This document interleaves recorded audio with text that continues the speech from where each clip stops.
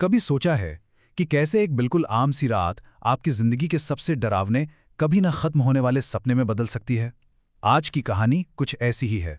तो कहानी शुरू होती है एक आदमी से जो देर रात एक बिल्कुल सुनसान वीरान सड़क पर अकेला चल रहा है।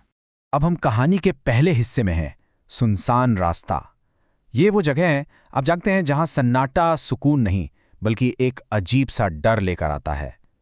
और यहीं पर डर की पहली आहट उसके दिल में दस्तक देती है। सोचिए, माहौल में एक अजीब सी ठंडक है। हवा के साथ एक ऐसा सन्नाटा है जो कानों को चुभ रहा है, और उसे साफ साफ महसूस हो रहा है कि वो अकेला नहीं है। जैसे कोई उसके ठीक पीछे चल रहा है, एकदम चुपचाप, उसके हर कदम के साथ अपना कदम मिलाते हुए। वो घबराकर मदद के लिए अपना फोन निकालता है, लेकिन स्क्रीन पर क्या दिखता है? No signal. और ठीक उसी पल फोन की स्क्रीन अपने आप छिलमिलाने लगती है, मानो बाहर की दुनिया से उसका हर एक कनेक्शन टूट चुका हो। और तभी उस खामोशी को चीरती हुई एक आवाज आती है, एक फुसफुसाहट। कोई उसका नाम पुकार रहा था। अब वो बस भाग रहा है, उसे ये भी नहीं पता कि वो किससे भाग रहा है। भागते भागते उस अंधेरे में उसे एक उम्मीद की किरण नजर आती है, जो हमें कहानी के दूसरे हिस्से में ले जाती है, अनजाना घर। लेकिन सवाल ये है, क्या ये सच में कोई पनाहगाह है या फिर कोई बहुत बड़ा जाल? देखिए, ये कोई आम घर नहीं है। दीवारों से प्लास्टर उखड़ रहा है, खिड़कियां टूटी हुई हैं। ये एक ऐसा खंडहर जैसा मकान है जिसे देखकर ही किसी की भी रूह कांप जाए। अब उसके पास सिर्फ दो ही रास्ते थे, या तो बाहर उस अनजाने साये के साथ रहे, या फिर इस खौफनाक घर के अंदर चला जाए। उसने सोचा, कुछ भी हो, अंदर शायद ज्यादा सुरक्षित रहूंगा, और उसने अंदर जाने का फैसला कर लिया। जैसे ही वो अंदर कदम रखता है, एक जोरदार आवाज के साथ दरवाजा अपने आप बंद हो जाता है। बस, अब वो अंदर फंस चुका है। घर के अंदर फंसकर उसे ये एहसास हो जाता है कि बाहर का डर अब उसके साथ अंदर आ चुका है। और अब कहानी का तीसरा हिस्सा शुरू होता है। आईने में साया। उस खुप अंधेरे में उसे कुछ ऐसा दिखने वाला था जो उसके शक को यकीन में बदल देगा कि वो अकेला नहीं है। जब धीरे धीरे उसकी आंखें उस अंधेरे के आदी होने लगती हैं, तो उसकी नज़र सामने की दीवार पर जाती है। वहां एक पुराना धूल से ढका हुआ आईना टंगा था, और वो जो कुछ उस आईने में देखता है, उसकी तो जैसे सांसें ही रुक जाती हैं। आईने के अक्स में उसके ठीक पीछे एक लंबा काला साया खड़ा है। वो अपनी पूरी हिम्मत जुटाकर तेजी से पीछे मुड़ता है, लेकिन वहां कोई नहीं था।